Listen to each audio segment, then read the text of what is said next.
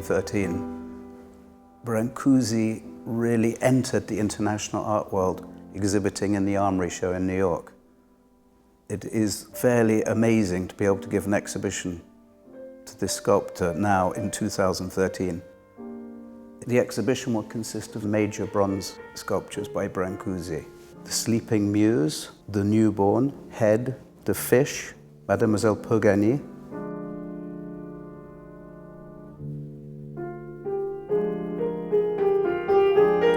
Brancusi sends to New York in 1913 5 sculptures. Among those sculptures are Mademoiselle Pogani and Sleeping Muse. One says that Arthur B. Davis, the president of the Armory Show, said, "This is for this kind of artist that I am organizing this show." More than 200,000 visitors in a couple of months will come to discover Brancusi, Marcel Duchamp, Léger, Picasso.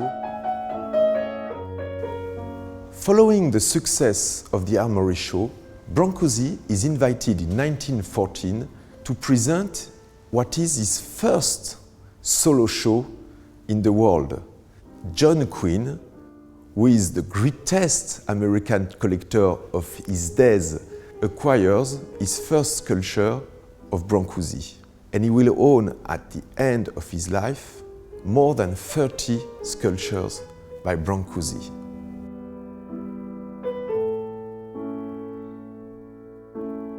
The Armory started the collectors. It started his career. 90% of his work sold in his lifetime were to the United States. In the New York Times magazine of October 1955, Brancusi said, "Without the Americans, I would not have been able to produce all this or even to have existed."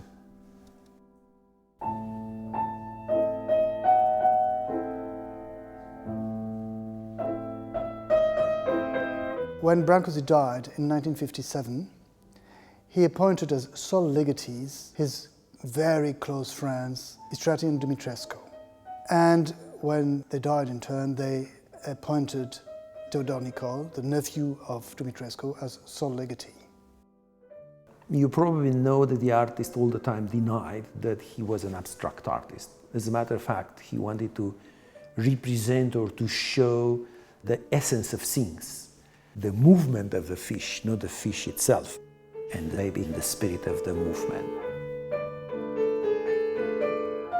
The motif of the egg was, if you want, like a driving force in Brancusi's oeuvre. But more important than the motif itself is the development of this motif and its implementation in different sculpture.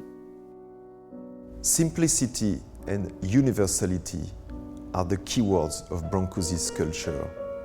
In one of his notes, he says, "Simplicity is the complexity resolved." I think that in terms of bronze pieces, Mademoiselle Pogani, at least in my view, it's a very fascinating piece. It's immensely fascinating.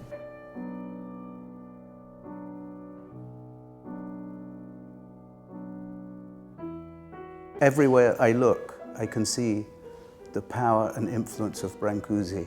He is still the most modern of modern sculptors. My friend Frank Stella, incredibly indebted to Brancusi. Carl Andre, unbelievable. Even more, Flavin, dedicated works to Brancusi.